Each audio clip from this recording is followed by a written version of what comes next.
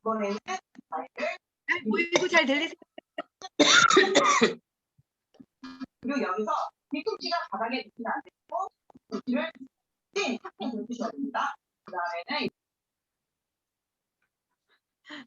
지금 라디오나 텔레비전 켜놓으셨으면 끄셔야 돼요.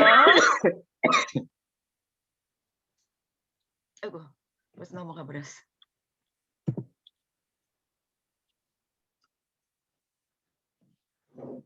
강사님 잠시 사무실 좀 다녀오겠습니다. 네. 일주일 동안 잘 지내셨어요?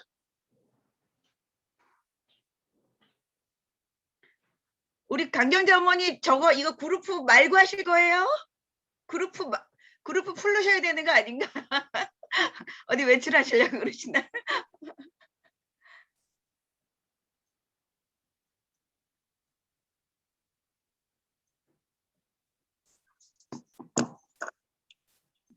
아직 입장 안 하셨으니까 다 입장하시면 시작하겠습니다. 잘 들리는지 잘 보이는지 우선 확인해 주시고요. 잘 보이고. 네. 그리고 우리 어머님, 아버님들 본인 얼굴도 잘 보이게, 밝게 보이게 이렇게 좀 화면을 조정을 하세요. 어떻게 조정을 해요? 불빛이 지금 이량자 어머니 정도는 괜찮아요. 그 정도 보이시면. 예. 나는 예, 잘 보이세요. 예, 원선장 어머니도 잘 보이시고. 야오. 예, 안녕하세요. 어서 오세요. 요. 예.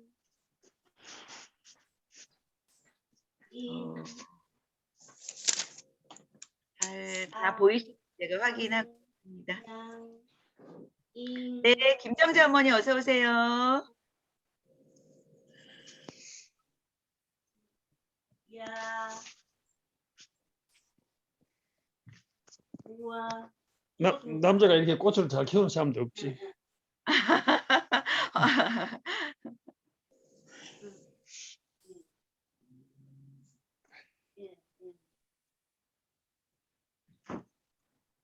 요거는 천혜향, 도마도만.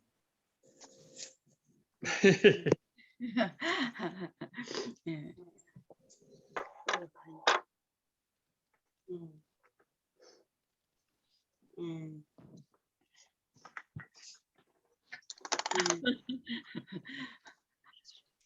예. 누가 안 들어오셨나요, 아직? 입장?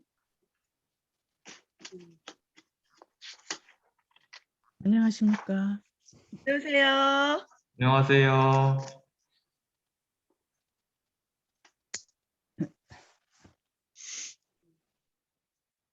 김옥재 어머니는 조금 이따가 화면 켜려고 그러나요?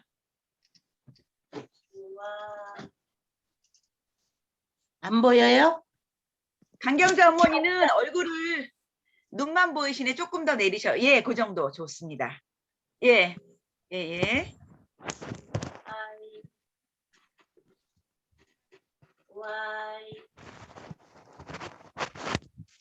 예. 우웨이. 53분.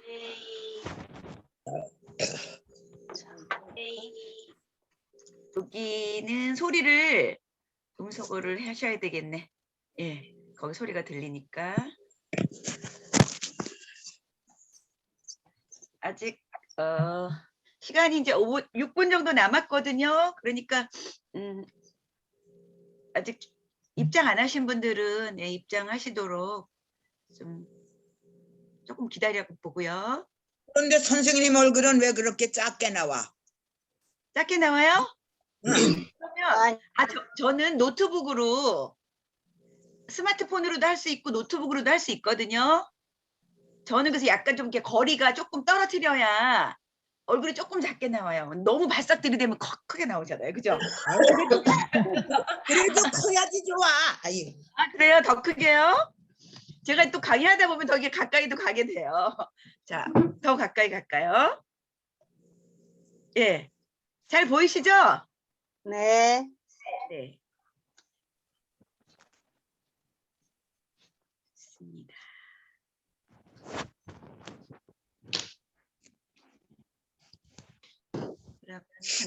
한 분이 10시에 수업이 끝나시는 분이 계셔서 수업 끝나고 바로 이 수업을 들어오시기 때문에 10시에 기다렸다 시작하고요.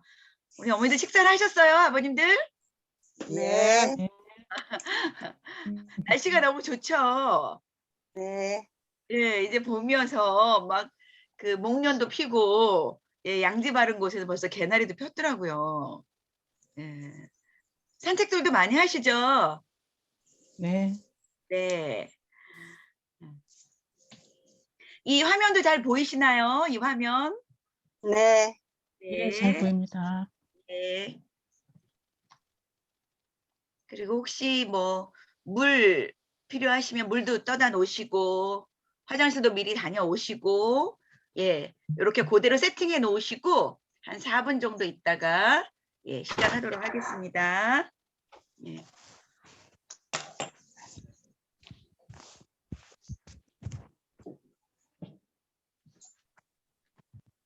김명식이는 공부해요.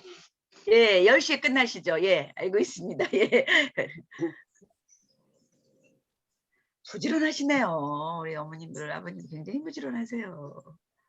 니하오. 중국.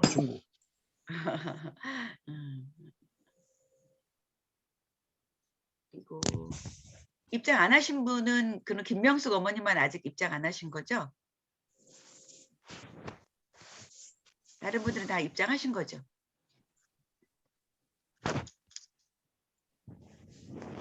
안 오신 분은 제가 지금 확인해서 전화 드려보겠습니다. 네.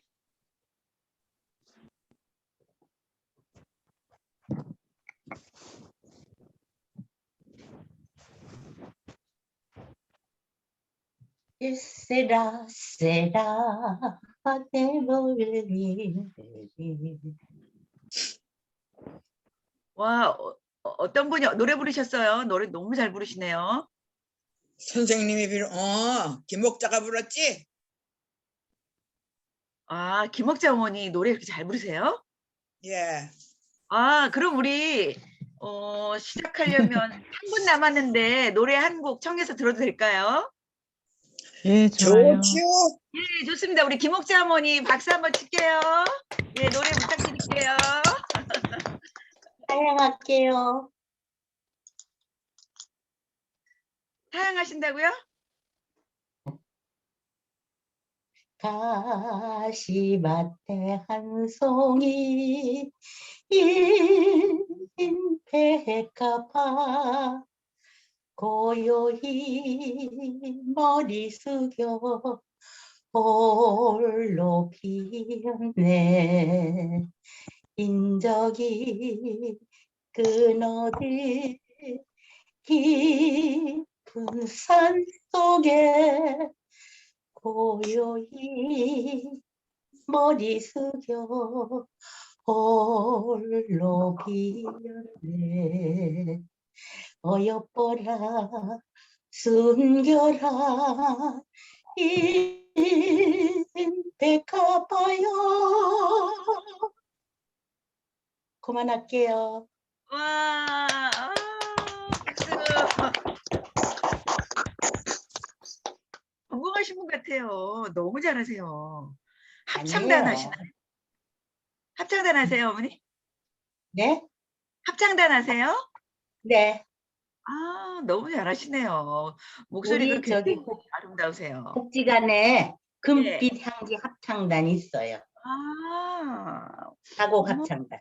예. 노래 부르시는 것도 이 호흡하는 데도 좋고, 건강에 굉장히 도움되는 거 아시죠? 예. 네. 아침부터 이렇게 청아한 목소리에 노래도 듣게 돼서 너무 좋네요. 분위기가 훨씬 좋아졌습니다. 예. 근데 우리 김옥자 어머니, 감사합니다. 지금 서 계신 거 아니에요? 앉아 계셔야 되는 거 아니에요?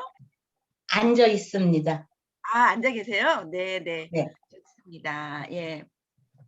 오늘은 이제 제목을 다 들어오셨으면 김명숙 어머니만 1분 있으면 들어오실 거고 예. 네. 이제 자리에 다 앉으신 것 같은데요. 예, 10시입니다. 예. 다시 그냥 정식으로 다시 또 인사드리겠습니다. 안녕하세요. 반갑습니다. 안녕하세요. 네. 오늘은 3회기 수업인데요. 제목은 존엄한 삶과 연명의료 결정법에 대해서 오늘 말씀드리겠습니다. 예. 다 준비되셨죠? 네. 네. 예. 혹시 이제 질문 있으시면 제가 할 수 있는 시간은 드릴 테니까요. 조금 이따가 질문 이제 궁금한 게 있으시면 이렇게 손 들고 손 들으시면 제가 발언권을 드리도록 하겠습니다. 동시에 같이 말씀하시면 어떤 분이 말씀하시는지 잘 모르거든요. 9988-1234 우리 어머님들 아버님들 바라시는 거잖아요. 99세까지 팔팔하게 살다가 건강하게 살다가 그리고 하루 이틀만 아프고 막 골골하게 사는 게 아니라 정말 팔팔하게 건강하게 살다가 그리고 이렇게 3일째 되는 날 편안하게 자는 듯이 갔으면 좋겠다 이러시는 분이 많으세요. 그죠? 우리 소망이죠. 다들 그러시죠? 예. 네. 사실 100세 시대라서 오래는 살지만 오래 사는 것보다는 건강하게 사시는 게 중요하잖아요. 예. 그런데 이렇게 우리나라가 지금 이렇게 100세 시대이긴 하지만 99세까지 팔팔하게 건강하게 살다가 하루 이틀 아프고 3일째 되는 날 가자. 그러니까 안 아프고 앓지 않다가 가면 좋지만 그러기가 굉장히 어렵다는 거죠. 왜냐하면 아파서 예를 들어 그 암 진단을 받고 투병하다가 이렇게 완쾌가 되면 좋지만 완쾌가 안 됐을 경우 더 이상 뭐 가능성이 없습니다. 이제는 이렇게 편하게 모시세요. 그리고 병원에서 퇴원을 시켜요. 그럼 집에 가셨다가 그냥 뭐 임종을 맞이하는 게 아니라 갑자기 막 호흡이 힘들어진다던가 그러면 또 어떻게 해요? 집에서 어떻게 돌봐줄 수가 없으니까 119를 부르잖아요. 그럼 다시 병원으로 실려가요. 그리고 병원에 응급실로 실려가면 호흡이 막 가빠지면 심폐소생술을 해서 살려놓고 또 인공호흡기를 껴놓고 이러면서 연명하는 경우가 너무 많다는 거예요. 그래서 내 수명대로 혹은 아파도 어느 정도 치료받다가 더 이상 가능성이 없으면 그냥 그날이 왔을 때 자연스럽게 떠나면 좋은데 그렇게 하기 어려운 시대라는 거죠. 그래서 예전에는 대부분 이렇게 집에서 임종을 맞이했지만 다시 병원에 가서 중환자실에 가서 인공호흡기를 끼고 이런저런 막 호수를 다 달고 병원에서 너무 이렇게 허망하게 임종을 맞이하는 경우가 훨씬 많다는 거예요. 이렇게 된 배경에는 여러 가지가 있는데요. 우선은 이제 산업화되면서 도시로 많이 다 이사를 왔고요. 그리고 주거 문화가 바뀌어서 또 이제는 아파트에서 살다 보니 또 임종을 맞이하는 것도 집에서 임종을 맞이하지 못하고 대부분은 겁이 나니까 가족들도 어떻게 도와줄 줄 모르기 때문에 병원으로 이렇게 모시고 가는 경우가 많죠. 그리고 가족 구조도 변화가 돼서요. 뭐 예전에는 대가족 시대이다 보니까 또 대가족뿐만 아니라 시족 사회라서 그 동네에 우리 친척들, 어른들 다 이렇게 같이 살았기 때문에 젊은 사람들이 뭐 어른을 어떻게 이렇게 보호해 드려야 되는지 돌봐 드려야 되는지 또 임종을 맞이했을 때 어떻게 도와드려야 되는지 이런 걸 몰라도 이렇게 보고 자랐어요. 어른들이 하는 걸. 그리고 주변에 이렇게 친척들 어르신들이 있어서 다 알아서 해주셨거든요. 근데 지금은 이제 핵가족 시대이다 못해서 독립가족 시대예요. 젊은 자녀들도요. 결혼 안 한 자녀들도 요즘은 독립해서 나가는 시대예요. 아니 근데 본다 괜찮아. 저는 괜찮아. 잘 보자. 제가 마이크는 좀 음소거를 해주시기를 부탁드리고요. 음소거가 안 되신 분들은 제가 강제로라도 이제 음소거를 좀 해야 될 것 같아요. 예. 그리고 필요하실 때만 제가 열어드릴게요. 예.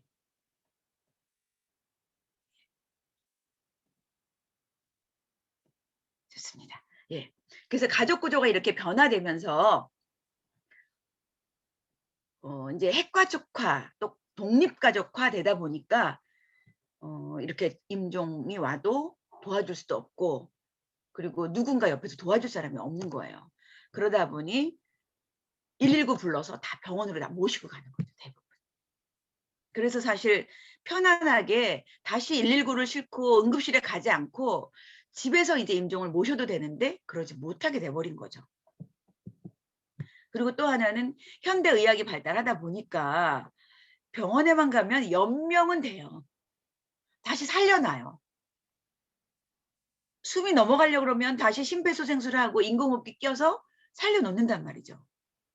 그러면 다시 산다는 의미가 무엇인지 심폐소생술을 해서 다시 살려놔서 일상을 영위할 수 있고 내가 말도 할 수 있고 또 이렇게 걸어 다닐 수 있고 사람들과 대화도 가능하고 그렇다면 다행인데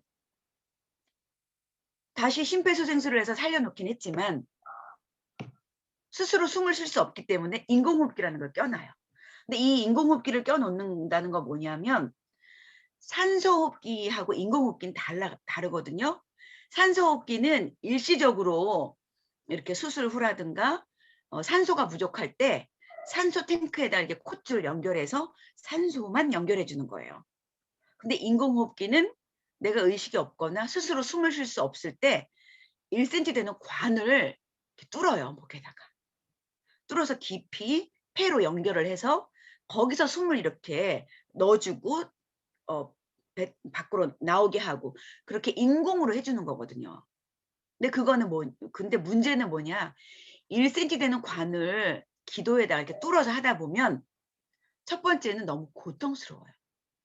우리가 바늘 하나 이렇게 찔러놔도 얼마나 아파요. 그죠? 가시 하나 찔러도 굉장히 아프잖아요.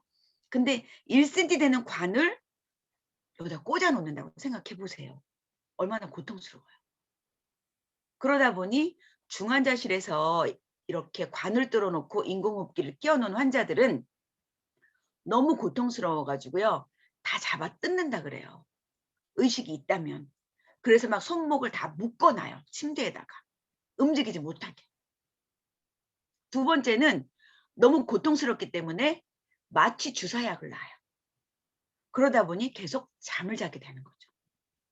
실제로 이 환자가 의식이 없어서 잠을 자는 경우도 있지만 이렇게 인공호흡기를 끼게 되면 관을 뚫어놓고 이런저런 호수를 꽂아놔서 너무 고통스럽기 때문에 잠을 재운다는 거예요.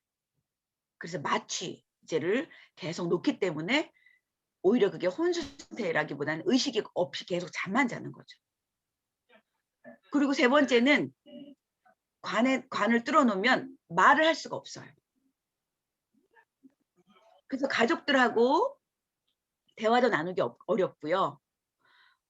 그리고 누가 와도 말을 할 수가 없어서 의식이 있다면 칠판 그런 거 이제 노트 이용해가지고 글로써 표현을 해야 되고요. 이렇게 지나다가 그래도 연명을 하지만 끝은 오거든요. 연장은 할 수 있지만 끝은 또 오게 되는데 그 끝이 왔을 때 말 한마디 못하고 또 너무 고통스럽고 그런 상황에서 임종을 맞이하게 된다는 거죠. 과연 이게 정말 우리가 맞이해야 될 마지막의 모습인가? 이런 거에 대해서 많이 사람들이 생각을 한 거죠. 그리고 또 하나는 이렇게 중환자실에 입원하다 보면 병원비가 어마어마하게 많이 나온다는 거예요. 그래서 중환자실에서 소생 가능성이 있다면 잠깐 중환자실에 계실 수는 있어요. 근데 더 이상 소생할 가능성이 없다는데도 인공호흡기를 떼면 이제 돌아가십니다라고 하면 누구도 인공호흡기 떼자는 소리를 못하는 거예요. 그럼 아들도 딸도 며느리도 서로 눈치 보면서 임금급기 떼자는 소리를 못 해요. 그럼 계속 연명하다가 이제 3달이고 짧게는 몇 달, 길게는 몇 년 이렇게 중환자실에 계시다 보면 그래도 마지막에 왔을 때 돌아가시고 나면 그 병원비는 어마어마한 거죠. 그래서 물론 뭐 병원비만 가지고 그런 건 아니고요. 과연 우리 개인의 인간의 존엄성을 봤을 때 어떤 것이 더 존엄한 삶인가? 끝까지 붙들어 두는 게 존엄한 삶인가? 아니면 더 이상 가능성이 없고 소생할 가능성이 없다고 할 때 그렇다면 임금업기 끼지 않고 자연스럽게 나는 내 숨이 다하는 날까지 그냥 살다가 가는 것이 맞는 것인가? 이런 것에 대해서 한번 생각해 봐야 되는 거죠. 임종 구조 이게 변화된 내용을 보시면요. 이거는 이제 91년도 불과 지금으로부터 한 30년 전만 해도요. 대부분 집에서 임종을 맞이했어요. 요 파란 색깔은 가정에서 임종을 맞이하는 거거든요. 74.8%는 집에서 임종을 맞이했어요. 10명 중에 7명이 넘게 집에서 임종을 맞이하셨고 또 19명 정도 19명 정도만 아니죠. 15.3%만 병원에서 임종을 하셨어요. 30년 전에. 그러니까 90년도만 해도. 근데 점점 이렇게 변화가 와서 2003년도, 2000년도를 기점으로 해서 오히려 반대로 돼요.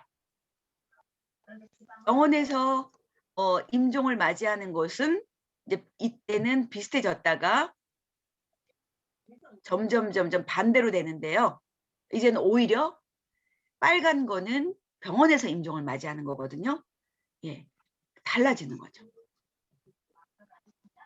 그래서 지금은 병원에서 맞이하는 임종이 오히려 73.1%. 또 집에서 임종을 맞이하는 경우는 16.6%. 그러니까 집에서는 2명꼴이 안 되는 거죠. 10명 중에. 그래서 임종 장소가 이렇게 의료기관, 병원에서 맞이하는 비율이 훨씬 많아져서 10명 중에 7명 넘게 8명 가까이 이제 임종을 맞이했고요. 그렇다면 어디에서 임종을 맞이하고 싶으십니까? 라고 조사를 해봤더니요. 57.2%는 가정에서 임종을 맞이하고 싶다는 거예요.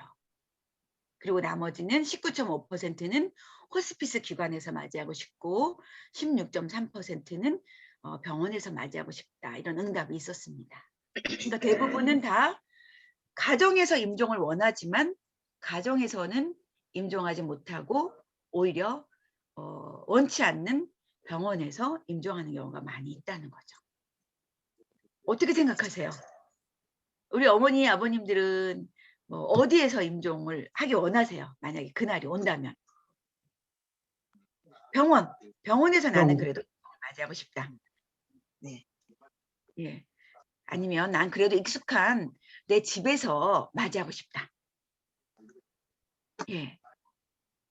예. 비슷비슷하신데요. 예. 그래서 병원 진료비를 한번 비교를 해봤어요. 그렇다면. 그 임종을 맞이하기 전에 환자들이 1년 동안 병원에서 도대체 병원비를 얼마나 쓰고 가나 건강보험에서 조사를 해봤더니요. 1년 전, 요건 12개월 전, 요거는 이제 10개월 전, 9개월 전 쭉 올라가서 3개월 전, 2개월 전 했더니 병원비가 임종을 맞이하기 직전까지 점점 증가하는 걸 볼 수 있어요. 만약에 내가 암 진단을 받았다던가 그러면 수술을 하고 치료를 받잖아요. 그러면 의료비가 진단을 받고 수술하고 약물 투여하고 이러면 병원비가 훨씬 많이 들어가잖아요. 그런데 이상하게 3개월 전, 2개월 전 이렇게 임종이 가까워질수록 오히려 병원비가 많이 들어가는 거예요. 그치. 이거 보면 좀 이상하지 않으세요? 그렇죠. 그럼 더 이상 가능성이 없다고 하는데, 아니 가능성이 한 3개월 전에는 의사들이 알까요, 모를까요? 모르겠죠. 모를 것 같아요. 의사들은 물론 모르는 경우도 있지만 대부분은 예후에 따라서 그 병에 따라서 대부분은 알거든요. 혹은 뭐 3개월 전, 그 전에는 몰랐다 하더라도 이런저런 치료를 받다가 더 이상 약이 안 듣는다는 거는 한 3개월 전이면 알아요, 대부분이면. 물론 뭐 모르는 경우도 있지만, 그리고 같은 병명이라도 개인에 따라서 또 다 다르긴 하거든요. 그런데 대부분이 평균적으로 볼 때 2개월 전, 1개월 전도 더 올라가요. 그럼 1개월 전에는 왜 이렇게 올라갈까요? 의사가 모를까요? 임종하기 한 달 전인데 이 환자가 소생 가능성이 없다, 있다. 이 약이 잘 듣는다. 다시 소생할 가능성이 있다. 이걸 모를까요, 의사들이? 알 것 같아요. 네. 근데 그럼에도 불구하고 심지어 임종하기 전날까지도 와서 피 뽑아가고 엑스레이 검사하고 CT 찍고 계속 그런다는 거예요. 그게 현실이에요. 저 아는 친구 아버님이 재작년에 이 코로나 되기 전에 돌아가셨는데, 그 병원에서 더 이상 가능성이 없다고 했는데 계속 피 뽑아가고 막 계속 검사시키고 그러더래요. 그래서 그 어머니가 화를 내면서 이런 거 검사하지 말라고. 피는 왜 뽑아갔냐고. 지금 오늘 내로 더 이상 가능성이 없다고 말해놓고 지금 임종을 준비하고 있는 상황인데 계속 그런 검사를 하는 거예요. 물론 의사들은 사람을 살리는 게 목적이고 그러다 보니 그 임상에서 시험하려는 의도도 사실은 많이 있어요.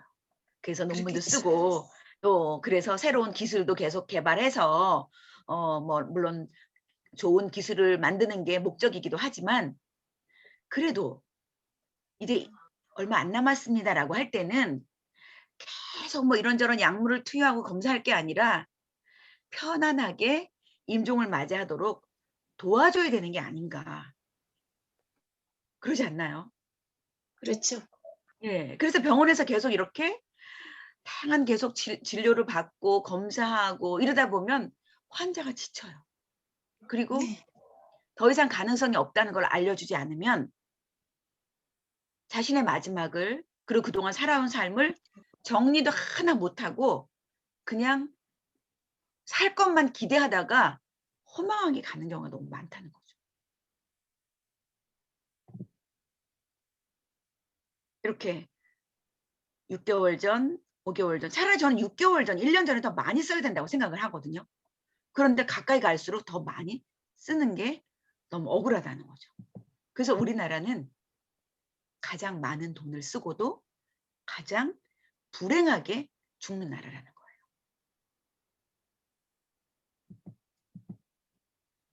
그래서 어떤 서울대 의사, 윤영호 의사, 그 서울대 의사거든요. 이분이 나는 한국에서 죽기 싫다라는 책도 썼어요. 살면서 괴로운 나라, 죽을 때 비참한 나라라는 거예요. 아니 저 같은 사람이 얘기를 하면은 이해가 가지만 의사가 이런 말을 한 거예요. 의사조차도 자기는 병원에서 이렇게 죽음을 맞이하고 임종을 맞이하는 게 너무 비참하다는 거예요. 또 김일순 연세대 의대 명예교수도 중환자실에서 맞는 죽음이야말로 가장 피하고 싶은 죽음이라고 이야기를 했어요. 그러니까 의사들조차도 중환자실에서 죽음 맞는 것 이거 참 피해야 된다. 그리고 정말 임종이 무엇인가 병원에서 이렇게 맞는 건 아닌 것 같다. 인간적인 분들, 정말 의식이 있는 분들은 이렇게 얘기를 하세요. 그리고 생명 연장하는 거 의사들도 원치 않는다는 거예요. 그런데 의료 현장에서는 그렇게 하고 있는 거죠. 물론 다는 아니겠지만 어떤 면에서는 병원은 어찌 보면 사람을 살리는 기관이기도 하지만 수익기관이에요. 수익을 내야 되거든요. 그죠? 그러다 보니 이런저런 검사, 비싼 검사를 또 많이 시켜야 의료비도 또 올라가는 것도 있고요. 병원비가 올라가기도 하고. 여러 가지가 좀 맞물려 있는 것 같아요. 요거 한번 그 영상 한번 보실게요. 보통 응급실에서 벌어지는 일들이에요. 이럴 때 가족들이 연명의료를 해야 되나, 인공호흡기를 껴야 되나 말아야 되나 고민하는 순간이 오는데 가족들이 결정하기가 쉽지 않다는 내용이에요.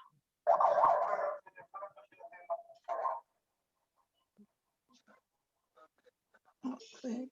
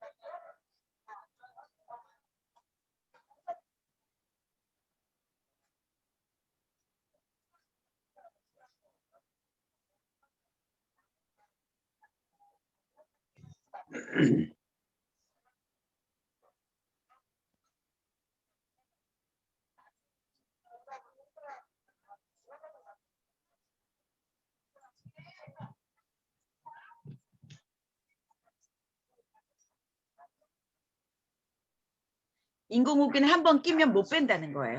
그래서 결정을 잘하라는 거죠.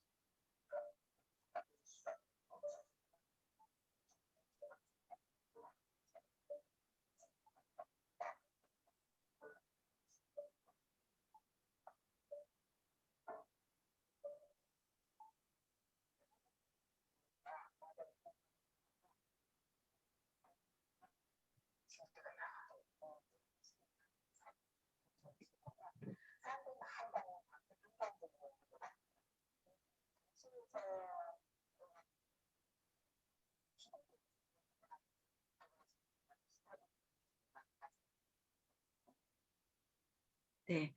뭐라 그래요? 아까 마지막에 이야기한 분이 응급실 수간호사예요. 그런데 그런 중환자실에서 돌아가시는 분은 마치 길거리, 시장 바닥에서 돌아가시는 분과 같다 그런 거예요. 예로부터 우리나라는 밖에서 길에서 집이 아닌 다른 곳에서 임종을 맞이하게 되면 객사라 그래서 굉장히 터부시했어요. 그리고 장례를 집에서 치르던 때는 그 시신을 집으로 들여서 장례도 안 치렀어요.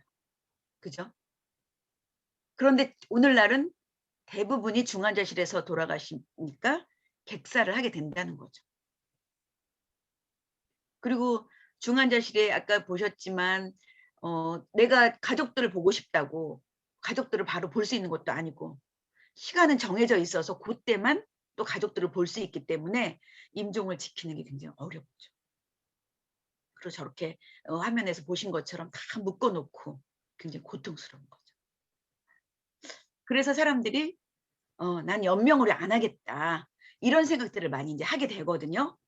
그래서 우리나라가 2016년도에 연명의료 결정법을 제정하게 되는데요. 그 전에 이 연명의료 결정법이 제정하게 된 그 배경이 있었어요. 사건, 두 가지 큰 사건이 있었는데요. 그 사건에 대해서 좀 말씀을 드릴게요. 먼저 그 보람의 병원 1997년도에 보람의 병원에서 사건이 하나 있었어요. 그 어떤 남자가 밤에 머리를 다쳐서 실려온 거예요, 병원에. 그래서 밤새 수술을 했고 그 의료진이 이 남자를 살려놨어요. 그래서 중환자실에서 인공호흡기를 끼고 그때는 이제 있었는데 회복을 할 수 있는 환자였죠, 이때는. 근데 그 다음날 그 아내가 찾아와서 퇴원시켜달라는 거예요. 근데 퇴원하면 이 사람이 죽을 수도 있습니다. 그리고 이 의사들이 안 된다는 거예요. 퇴원해줄 수 없다. 그랬더니 이 아내가 말하길 우리는 그 당시만 해도 97년도만 해도 그렇게 그 보험이 많이 적용이 안 되던 시기여서 우리 병원비도 없습니다. 하루하루 그냥 근근히 먹고 살고 내가 파출부에서 먹고 살고 그러는데 우리 남편 맨날 술만 먹고 이러고 돌아다니다가 다쳐가지고 이런 거고 우리 수술비도 없다. 내가 책임지겠다. 그리고 각서를 쓰고 퇴원을 시켜달라고 한 거예요. 그래서 퇴원을 시켜줬죠. 집에 도착해서 인공호흡기를 떼자 얼마 있다가 이 환자가 사망을 했어요. 그러니까 이 환자의 여동생이 난리가 난 거예요. 누가 우리 오빠를 죽였냐고. 그래서 소송을 제기했어요. 병원하고 이 올케 언니를 상대로 해서. 그래서 대법원까지 가가지고요. 그때 결론이 어떻게 났느냐. 부인은 살인죄, 의사들은 살인방조죄, 유죄 판결을 내린 거예요. 자, 그러다 보니 이런 비슷한 예가 있을 때 인공호흡기 떼주세요. 혹은 우리 퇴원시켜주세요. 그러면 병원에서 퇴원을 시켜주겠어요? 인공호흡기를 떼주겠어요? 안 해주겠죠. 그래서 이때부터는 병원에서 전 의료기관에 방어진료 강화가 된 거예요. 그래서 환자의 의사표시는 전혀 중요하지 않고 의사의 말이 더 중요한 거예요. 의사들이 대부분 다 결정하면 환자들은 막 따라가는 때였었어요. 근데 이때 중요한 건 회복 가능성이 있는 환자였다는 거예요. 이 환자는 임종기 환자가 아니라 수술하고 나서 요 시기만 잘 지나면 회복할 수 있는 환자였던 거죠. 그리고 나서 2008년도에 세브란스 병원에서 김옥경이라는 분의 사건이 있었어요. 그때 막 굉장히 매스컴에서 몇 년 동안 막 계속 보도를 해가지고 아마 기억나시는 분들도 계실 거예요. 저도 그때 일이 굉장히 많이 기억이 나거든요. 겨울이었는데 김옥경이라는 분이 이제 이분이 70 넘으셔서 이제 80 가까이 되신 분이셨어요. 감기에 걸려서 동네 약국에 가서 약을 지어 드셨죠. 그런데 감기가 안 떨어지는 거예요. 그래서 계속 약을 지어 드셨는데도 안 낫자 약국에서 약사가 아무래도 할머니 큰 병원 가서 검사 좀 해보셔야 될 것 같아요. 그래서 자녀들하고 세브란스 병원에 가서 검사를 하신 거예요. 근데 검사 받는 도중에 출혈을 일으켜가지고 쇼크가 와서 이분이 그다음부터 무의식 상태가 되고 의식이 없어진 거예요. 그래서 인공호흡기에 의지하게 되고 그렇게 몇 달을 계속 지나게 된 거죠. 이유도 알 수가 없지만 소생 가능성이 없다는 거예요. 또 연세가 있으셔가지고 위험하다고. 그래서 가족들이 계속 지켜보다가 이번에는 가족들이 병원 그 의사들한테 우리 어머니 인공호흡기를 떼주세요 그런 거예요. 그때는 의사들이 떼주겠어요? 안 떼주겠어요? 보람의 병원 사건이 있은 이후로 의사들이나 병원에서는 굉장히 방어 진료를 하기 때문에 인공호흡기 떼주는 거는 생각할 수가 없죠. 퇴원도 안 시켜주죠. 근데 이번에는 가족들이 의료비 때문이 아니고 우리 어머니가 평소에 텔레비전에서 저런 게 나오면 야야 나는 저런 거 안 할란다. 연명의료 난 안 하고 인공호흡기 끼고 억지로 막 숨 붙잡아 놓고 이런 거 난 하지 말아라. 나는 이분이 이제 종교가 있으셨던 분인데 그냥 내 자연스럽게 살다가 내 수명이 닿을 때까지 살다가 난 하늘이 부르시면 가겠다. 늘 그렇게 말씀을 하셨다는 거예요. 그래서 자녀들이 생각할 때에 이렇게 인공호흡기 끼고 이런저런 호스 끼고 계속 누워 계신 건 어머님이 원하시는 게 아닌 것 같다. 너무 고통스러우시고 어머니는 자연스럽게 가는 걸 원하실 것 같다. 그러니까 어머니의 입장에서 자녀들이 생각을 했던 거예요. 그래서 이 자녀들이 병원에다 얘기를 해도 이 인공호흡기를 떼주지 않자 가족들이 소송을 제기했어요. 떼달라. 우린 돈 때문도 아니고 다른 목적이 아니라 환자의 결정을 환자의 입장에서 환자의 행복, 환자의 존엄함 누가 더 이익이 있나를 생각을 한 거예요. 그래서 편안하게 가시는 게 어머님이 원하시는 거다라고 생각을 한 거죠. 그래서 이때도 대법원까지 갔어요. 그래서 이때는 누가 이겼겠어요? 네. 보람의 병원 사건하고는 달리 이번에는 가족들의 손을 들어줬어요. 근데 왜냐? 환자의 자기 의사 표현이 가장 중요하다는 거예요. 지금은 의식이 없어서 말씀은 못 하시지만 이분이 건강하셨을 때 평소에 늘 말씀을 해 놓으신 게 증명이 된 거예요. 가족들 한두 사람만도 아니고 또 주변에 있는 친척들이나 교우들한테도 늘 그런 말씀을 해 놓으셨대요. 그래서 그런 게 증명이 돼서 증인이 다 돼서 있기 때문에 그걸 대법원에서 판단을 해준 거죠. 이 환자는 정말 이런 상태를 원하지 않는다. 그래서 자연스럽게 가시는 걸 원할 것이다. 그리고 지금 너무 고통스러운 이 상황을 이 환자는 원하지 않을 것이다. 그래서 대법원이 딱 판결을 내줘서 인공호흡기를 떼라 해준 거예요. 그래서 드디어 모든 매스컴이요. 드디어 오늘 김할머니 인공호흡기를 떼는 날입니다. 그리고요. 다 막 보도를 했어요. 9시 뉴스, 7시 뉴스에 다 보도를 했어요. 그래서 인공호흡기를 딱 뗐는데 바로 안 돌아가시는 거예요. 하루, 이틀, 3일, 뭐 일주일이 가도 안 돌아가세요. 그래서 그때 막 매스컴에서 일주일이 됐는데도 김할머니가 안 돌아가셨습니다. 한 달이 돼도 안 돌아가셨습니다. 계속 보도를 했어요. 그래서 이분이 며칠을 사셨느냐 혼자 자가호흡으로 인공호흡기 없이도 201일 동안 201일이면 3, 6, 18, 6개월이 넘죠. 3, 7, 21, 7개월은 안 되지만 6개월이 넘는 동안을 자가호흡을 하셨어요. 그리고 편안하게 임종을 맞이하셨죠. 자, 이런 사건이 있자 맞아. 자기 의사표시가 가장 중요해. 이런 상황이 온다면 나도 저렇게 막 인공호흡기 끼면서 중환자실에서 연명하는 거 나도 그거 안 할래. 이러는 분들이 많아지신 거예요.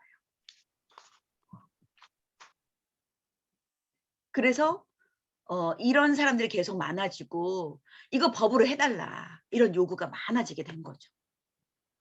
근데 법은 금방 만들어지지 않더라고요. 이런 요구 사항들이 계속 쌓이고 쌓여서 또 국회의원 또 몇 명이 같이 또 이런 법 제정의 이런 필요성을 자꾸 이야기하고 그러면 이게 법이 제정이 되더라고요. 저는 이때부터도 계속 이런 활동에 제가 자원봉사로 참여를 했었거든요. 그러니까 인공호흡기를 끼지 않고 더 이상 가능성이 없는 소생 가능성이 없는 환자에 대해서는 자연스럽게 임종을 맞이할 수 있게 해달라. 그것이 인간의 존엄함이다. 끝까지 붙들어두는 게 인간의 존엄함이 아니라 오히려 자연스럽게 편안하게 임종을 맞이하는 게 오히려 더 인간의 존엄함이다. 저도 그걸 쓰겠다. 그런 분들이 있었을 때 제가 도와드리고 또 그 양식도 저희가 만들어가지고 막 보내드리고 그랬거든요. 법제화되기 전에 사전연명의료의향서라는 걸 양식을 만들었어요. 저희가 만들어서 원하시는 분들에게는 주소를 다 보내드렸어요. 무료로. 옛날 양식이에요, 이게. 그래서 이 법제화되기 전부터 매번 그 양식 보내달라는 분들이 계셔서 보내드리면 한 해에 25,000명 정도 2015년도만 해도 작성을 하셨었어요. 나는 이런 호수 달고 떠나기 싫다. 난 자연스럽게 가겠다. 편안하게 가족들 둘러보는 가운데 편안한 임종을 맞이하겠다라는 분이 너무 많으셨던 거죠. 어떻게 생각하세요? 이런 사전 연명의료 난 계속 그래도 의료기술이 허락하는 한 계속 하겠다. 그런 분들 혹시 계세요? 아니면 아이 꼭 그럴 필요 없어. 더 이상 가능성이 없다 그러면 이런 거에 의지하지 않고 편안하게 나 마무리하고 가족들 품에서 이렇게 마무리하겠다. 어떻게 생각하세요? 예. 한번 생각해 보셨죠? 예. 이런 생각 해 보셨나요? 예. 네, 생각해 봤습니다. 네. 아마 말씀들은 안 하셨지만 생각하시는 분들이 많으셨을 거예요. 저도 이렇게 현장에서 만나보면 아유 우리 아버님이 그렇게 고생을 하셨는데 아무도 인공호흡기 떼자소를 못 해가지고 석 달을 중환자실에서 계셨는데 입원비는 병원비는 그때 뭐 3천만 원 넘게 나왔다는 분도 계시고 가족들은 가족들대로 환자가 가족 한 분이 중환자실에 계시면 가족들의 일상이 사실 다 무너져요. 늘 신경 써서 병원에도 가봐야 되고 시간 되면 그리고 무엇 하나 편안하게 삶을 영위하기가 어렵죠. 또 뭐 돈이 있는 분들은 지금은 물론 뭐 이렇게 중환자실에 계셔도 그때처럼 몇 천만 원까지 나오지 않을 수도 있지만 그래도 없는 분들은 그것도 무리가 가죠. 일반 병실하고 중환자실은 다르거든요. 그러면 그래도 좀 경제적으로 편안한 분들은 뭐 그렇게 어렵지 않다고 해도 경제적으로 힘든 분들은 오히려 빚을 남기고 가는 분들도 계세요. 지난번에 제가 강북복지관에서 강의할 때는 어떤 분이 그러세요. 남편이 더 이상 가능성이 없다고 하는데도 끝까지 고집을 하시더래요. 그분이. 나는 살고 싶다고. 그래서 중환자실에서 살 수 있을 때까지 사셨대요. 그래서 집을 파셨대요. 하나밖에 없는 집, 크지도 않은 집을 팔아서 병원비 다 하고 하나도 안 남기고 가셨대요. 그래서 지금 혼자 사시는데 굉장히 어렵다는 거예요. 근데 차마 그걸 뭐라고 말할 수가 없어요. 환자가 난 끝까지 살고 싶어. 나 좀 뭐든지 할 수 있는 데까지 해줘. 그럼 어떡하겠어요? 그렇게 해야죠 또. 물론 그게 뭐가 좋다 나쁘다 할 수는 없어요. 다 각자 생각이 다르니까. 또 생명에 대한 생각도 다를 수 있어요. 그래서 저는 그게 무엇이 옳다 무엇이 그르다라고 말씀드리는 건 아니고요. 각자 생각해 보셔서 선택할 수 있다는 거예요. 끝까지 나는 돈도 있고 아니면 어떻게 해서라도 아들이 돈 잘 벌고 잘 살아서 난 그래도 오래 사는 게 좋아. 그렇게 생각하실 수 있으세요. 몇 년이고 몇 달이고 의료기술이 허락하는 한 살고 싶어. 그러실 수도 있어요. 아니면 난 지금까지 그래도 잘 살아왔고 또 더 이상 해줄 수 없다는데 가족들 고생시키고 병원비 많이 나가고 나도 고생하는데 난 그러고 싶지 않아. 또 그렇게 생각하실 수도 있고요. 네. 그래 제가 현장에서 어르신들 뵙거나 또 설문지를 받아보면 80% 이상 어르신들이 연명의료 안 하겠다. 나는 편안하게 그냥 중환자실이 아닌 가족들과 이렇게 임종을 맞이하겠다는 분이 80% 이상 계셨어요. 아마 오늘 제가 어르신들 이렇게 조사를 해봐도 그러실 거예요. 대부분이. 그죠? 예. 그런데 혹시라도 나는 사실 연명의료 하고 싶은데 계속 중환자실에서 있고 싶은데 그러셔도 그게 나쁘다는 건 아니에요. 예. 그것이 죄라는 것도 아니고요. 그러니까 혹시 불편해하지 마세요. 네. 그래서 이제 그 연명의료 결정법이 무엇을 근거로 했느냐? 그것은 자기 결정권이 중요하다는 거예요. 그 자기 결정권이 뭐냐? 헌법의 10조에 이제 있는데요. 인간의 존엄과 가치, 그리고 행복 추구권, 그리고 기본적인 인권 보장을 헌법 10조에서 보장을 하고 있거든요. 이것은 행복 추구권에 전제된 개인의 자기 운명 결정권이라는 거예요. 곧 내 맘대로 죽을 때 죽겠다. 이걸 선택할 수 있는 결정권이 아니라 끝까지 마지막까지 인간으로서의 존엄을 유지하면서 마지막까지 인간답게 살겠다는 거예요. 막 묶어놓고 인공호흡기 막 껴서 억지로 이렇게 살려두는 건 오히려 그거는 인간으로서 마지막까지 행복하게 사는 게 아니다라는 거죠. 오히려. 그런 의미에서 자기 결정이 중요하다는 거예요. 그래서 이 법을 만들었어도 난 이거 연명의료 안 받겠다라고 내가 의사표시를 해두면 환자가 자기 결정을 해두면 연명의료 하지 않을 수 있게 해준다는 거죠. 그 전에는요.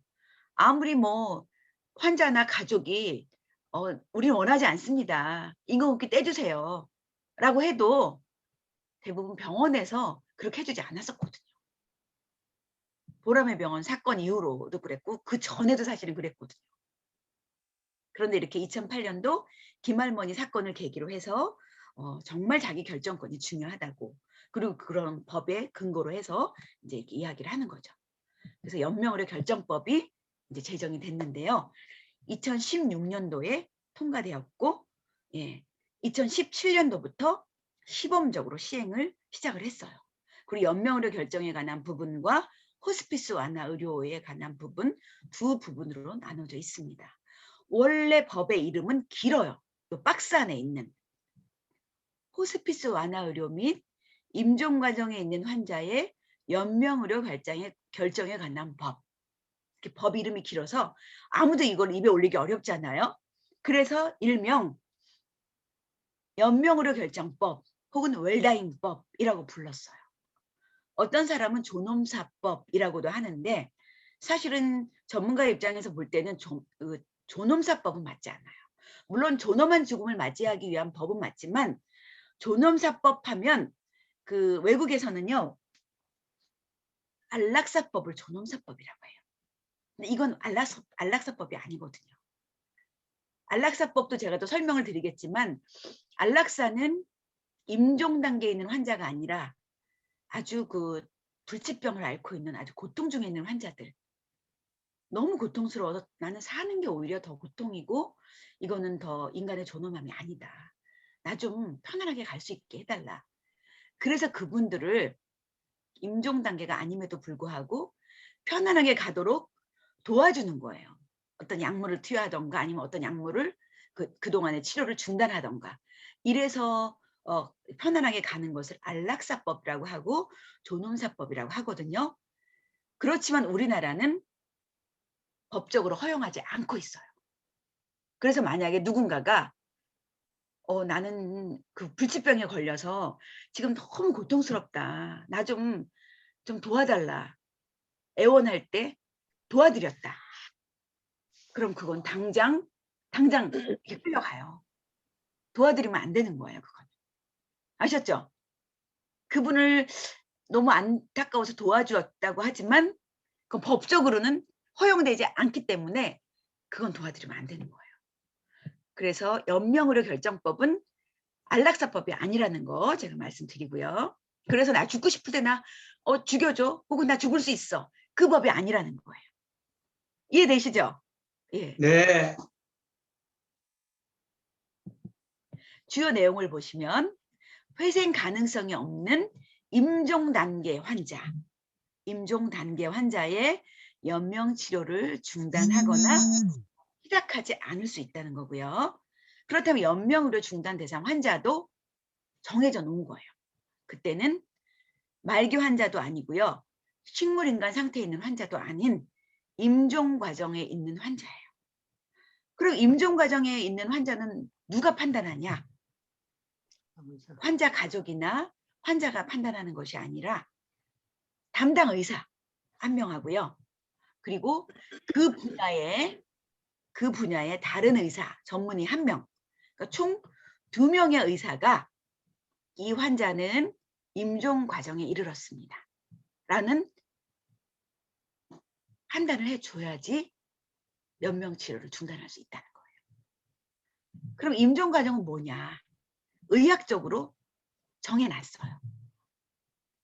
회생의 가능성이 없고 치료에도 불구하고 회복되지 아니하며 급속도로 증상이 악화되어 사망에 임박한 상태를 임종 과정. 이런 과정에 있는 임종 과정에 있는 환자만 만약에 인공호흡기를 끼고 있었다면 연명의료 중단 의사표시가 있었을 경우에 인공호흡기를 떼줄 수 있다. 아니면 이런 단계가 왔는데 호흡하기가 어렵다. 그러면 심폐소생술을 하지 않을 수도 있다. 왜요? 임종 과정에 이른 환자에게 심폐소생술을 해서 다시 살려놓는 건 의미가 없는 거잖아요. 그죠? 예. 임종 과정에 왔을 때는 오히려 잘 편안하게 가실 수 있도록 도와드리는 게 맞는 거죠. 다시 살려놓는 게 아니라. 그렇다면 어떤 것을 중단을 가능하느냐? 중단 가능한 특수 연명의료인데요. 생명 유지에 필수적이며 특수한 장치가 필요하고 환자에게 고통을 초래할 수 있는 심폐소생술. 심폐소생술 아까 그 동영상에서도 보셨지만 숨이 갑자기 멎으려 그러면 여기 갈비뼈에다가 대고 갈비뼈 안에 우리 심장이 있거든요. 그래서 그 심장을 보호하고 있는 갈비뼈에다가 막 마사지를 하는 거예요. 충격을 가하는 거예요. 그렇게 되면 사실 말기암 환자라던가 그 임종을 앞둔 환자 같으면 너무 약해 있잖아요. 그렇기 때문에 갈비뼈가 다 부러져요. 그래서 오히려 임종이 빨라질 수도 있어요. 실은. 그리고 혈액투석을 하는 환자였다 그러면 혈액투석을 할 필요가 있나요? 혈액투석을 중지할 수 있다는 거예요. 그리고 항암제 투여를 그동안 했다면 역시 이것도 투여를 중지할 수 있다는 거고요. 인공호흡기 착용도 중지할 수 있다는 거고요. 또 체외생명 유지술이나 수혈이라든가 승합제 투여도 중단할 수 있다는 거예요. 그렇지만 중단 불가능한 연명의료, 생명 유지에 필요한 영양 공급, 수분 공급, 산소 공급, 또 체온 유지해 주는 거, 또 배변 배뇨 도와주는 거, 또 고통스러움에 대비해서 진통제 투여하는 거, 또 욕창 예방하는 거, 이런 거는 다 해준다는 거예요. 중단할 수 없다는 거예요. 이런 기본적인 것들은. 그러니까 난 너무 고통스러울까 봐 겁나. 그런 것들은 걱정 안 하셔도 되고 진통제를 계속 투여할 수 있다는 거죠. 예전에는요. 진통제 투여도요. 많이 안 해줬어요. 수술 후 환자들도 되도록 참으세요. 그러고 그 진통제를 조금씩밖에 안 했어요.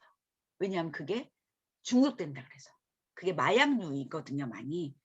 그런데 요즘은요. 많이 달라졌어요. 그리고 또 이제 임종을 앞둔 환자인데 아니 중독이 왜 걱정이 돼요? 많이 투여해도 상관이 없잖아요. 이 환자의 고통을 줄여주는 것이라면. 그래서 요즘은 환자, 특히 임종을 앞둔 환자에게는 이 진통제 투여 원하는 대로 다 투여하고 있습니다. 그렇다면 어떻게 하면 연명의료를 중단할 수 있는가? 첫 번째는 건강할 때 본인이 직접 작성한 사전 연명의료 의향서가 있어야 돼요. 아까 김할머니는 건강하실 때 이렇게 얘기를 많이 해 놓으셨잖아요. 나 연명의료 안 할란다. 저런 거 연명의료 하지 말아라. 라고 이야기를 해 놓으셨지만 그것도 인정이 됐지만 더 정확하게 사전 연명 의료 의향서를 작성해 두시는 거예요. 이 말이 어렵지만 요거는 사전에 일이 있기 전에 그 일이 다가오기 전에 연명 의료에 대해서 의향을 밝혀놓는 문서라는 거죠. 이해되시죠? 예, 사전 연명 의료 의향서를 작성해 두시는 게 가장 중요하고요. 두 번째, 사전 연명 의료 의향서를 만약에 작성을 못 하셨을 경우는 의사들도 이제 이걸 연명의료 결정법이 제정이 됐기 때문에 알아요. 큰 대부분의 대형 병원이라든가 종합병원 또 대학병원 의사들은 알기 때문에 만약에 작성을 건강할 때 못하셨다면 의사와 의사에게 의사 양반 나 만약에 지금 암 진단을 받았다면 수술이 가능하다면 수술을 해주시고 또 이 치료가 가능하다면 계속 약물 치료 다 해주셔서 고쳐주시오. 그런데 만약에 하다 안 되면 나 연명의료는 안 할 거니까 그때는 편안하게 임종할 수 있도록 도와주십시오. 이렇게 얘기를 하시는 거예요. 그래서 사전 연명 의료 의향서가 만약에 작성이 났다면 의사에게 얘기를 하시고 작성한 게 없다면 그때 사전 그러니까 연명 의료 계획서를 의사하고 작성을 하시는 거예요. 의사들이 이런 게 있습니다라고 환자에게 안내를 해줘야 되는데 현실적으로 의사들이 너무 바쁘거든요. 진료하는 시간도 굉장히 짧잖아요. 그러다 보니까 이런 것까지 자세하게 안내를 안 해줘요. 요즘 의료진들은. 뭐 어떤 의료진들은 해주는 의료진도 있을 수 있지만 그래서 환자가 알고 미리 얘기를 하는 것도 더 좋습니다. 만약에 근데 환자가 사전 연명 의료 의향서도 없고 연명 의료 계획서도 없고 갑자기 의식불명이 됐다. 이럴 때는 어떡하겠어요? 아까 그 동영상에서 봤던 환자처럼 갑자기 인공호흡기를 끼지 않으면 이 환자가 사망할 수 있다고 하는데 그럼 가족들의 의견이 중요하거든요. 가족들의 의견을 물어봐요. 이 환자 인공호흡기를 끼지 않으면 사망할 수도 있는데 어떡할까요? 그런데 인공호흡기를 한번 끼면 뺄 수 없습니다. 말도 할 수 없습니다. 얘기를 했어요. 그러면 가족 2인 이상의 증언이 필요해요. 우리 어머니 이거 원치 않으셨어요. 이제 마지막 임종을 맞이하실 때는 이런 인공호흡기 안 낀다고 연명을 안 하겠다고 말씀하셨거든요. 그럼 이거 써놨습니까? 써놓진 못했지만 우리 여러 가족들이 있는 데서 얘기를 하셨어요. 그래서 가족 2인 이상의 증인이 필요해요. 근데 그런 것도 평소에 안 해놓으셨으면 가족들은 알 수가 없는 거죠. 도대체 우리 엄마의 생각도 알 수가 없고 누구 하나 의식적으로는 머리로는 다 알아요. 연명의료를 하면은 환자도 힘들고 의료비도 많이 나가고 가족들도 너무 힘든다는 걸 알지만 가족들은 누구 하나 이거 인공호흡기 끼지 말자 이 얘기를 못해요. 그렇잖아요. 자기가 혹시 책임지게 될까 봐 두렵기도 하고 차마 마음으로는 우리 엄마가 이걸 원하지도 않으시고 엄마가 그냥 편안하게 가시는 게 좋아. 돈 때문이 아니고 정말 그렇게 생각하지만 차마 그 얘기를 못하는 거죠. 사실. 정말 가족들은 말 못해요. 저도 이런 공부를 하고 연명의료 의향서 이런 게 있다는 걸 알고 하지만 우리 부모님에게는 혹시라도 오해하실까 봐 그런 말씀을 못 드려요. 그래서 우리 오늘 어머니 아버님들은 이렇게 복지관이나 이런 교육을 통해서 아시는 게 더 좋으세요. 만약에 아들이 오늘 쓱 와가지고 이런 내용을 전혀 모르는데 아버지 이런 거 혹시 아세요? 사전에 미리 연명의료의향서 이렇게 작성해 두시면요. 연명의료 안 받으시고 편안하게 임종하실 수 있대요. 그래서 어느 날 불쑥 이런 거를 알려주면 혹시 감정이 또 상하실 수도 있거든요. 이것들이 날 빨리 그냥 병원비 아까워가지고 빨리 가라는 거야? 그런 오해를 하실 수도 있고요. 네. 그래서 가족끼리는 이걸 이렇게 말씀드리기가 사실 어려워요. 그래서 오늘 잘 이렇게 교육 잘 받으시는 거예요. 그리고 환자 평소 의견이 없을 때는 연명을 중단하기 위해서는요. 가족 전원의 동의가 필요한데 가족 전원이라는 게요. 처음에 법이 제정됐을 때는 배우자, 직계, 존비속까지 다 포함이 됐어야 되는데 그러려면 저 미국에 가 있는 손주까지도 이 동의서를 받아야 됐었거든요. 그러니까 가족 전원의 동의 받는 건 더더욱 어렵고요. 또 가족들 간에 갈등도 막 나와요. 딸은 가까이 사는 아들은 엄마의 마음을 너무 알아가지고 우리 엄마의 평소에 인품이나 생각을 다 알아서 연명을 하지 말자. 엄마는 이거 원치 않으셔 라고 했지만 저 미국에 살고 있던 딸은 갑자기 와가지고 이게 무슨 소리냐고 왜 우리 엄마를 이렇게 치료도 안 하고 연명의료도 안 하고 돌아가시게 하냐고 막 난리가 나죠. 그럼 연명의료 하자는 자식은 효자고 연명의료 하지 말자는 자녀는 또 불효자인가요? 그 가족끼리 갈등이 생기는 거예요. 그래서 가장 중요한 건 사전 연명의료의향서를 작성해 놓으시든가 아니면 이 다음에 병원에 가서 의료진하고 같이 연명의료 계획서를 작성해 두시는 게 좋죠. 뭐 지금 당장 뭐 이런 걸 작성하시라는 의미로 제가 말씀드리는 건 아니에요. 생각해 보실 수 있는 기회를 가지시라는 거고요. 나중에 만약에 이제 작성을 하신 분도 계시고 안 하신 분도 계실 테지만 이렇게 교육을 들으시고 작성하기 원하시면 나중에 그런 작성할 수 있는 시간을 또 드릴 거예요. 오늘 말고요. 나중에 복지사님하고 의논해서 그럴 시간을 가지실 수 있으면 또 충분히 생각을 하셨다가 충분히 생각을 하신 다음에 필요하다 싶으면 작성하시고 하나 필요하지 않다 그러면 작성을 안 하셔도 되는 거예요. 그래서 2016년도에 법 제정이 됐고 2018년도부터 이제 시범 사업을 통해서 지금 시행이 되고 있지만 모르시는 분들이 더 많으세요. 어느 날 중앙일보에 나왔던 기사예요. 그 아내가 유방암으로 투병 생활을 하다가 완치 판정을 받았어요. 그래서 집에 갔다가 근데 5년 만에 다시 재발이 된 거예요. 그래서 서울에 있는 종합병원에 왔더니 온몸에 퍼져서 더 이상 가능성이 없다는 거예요. 그래서 집으로 모셔가서 잘 그냥 맛있는 거 이렇게 잘 챙겨드리고 편안하게 잘 그냥 돌봐드리세요. 그러는 거예요. 그래서 이 남편은 아내를 데리고 그 경남 사천에 사는 사람이었기 때문에 다시 집으로 모셔왔지만 남편은 일 나가야 되고 집에서 돌봐줄 수가 없는 거예요. 그래서 요양병원에 입원을 시켰어요.